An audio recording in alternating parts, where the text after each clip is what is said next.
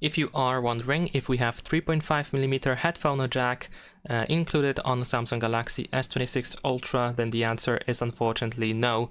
Usually if we have the headphone jack input, we can find it at the top of the phone or at the bottom of it, but as you can see, the only port that we have is this USB-C port over here, which is used, for example, for charging or connecting with other devices.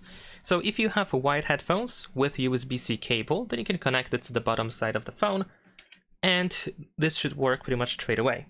Now, on the other hand, if you have this kind of cable with your wired headphones, then you need to use an adapter that looks, for example, like this. This is an example adapter that converts the 3.5mm headphone jack cable into the USB-C cable. So we connect it just like that, and then the adapter goes into the phone over here.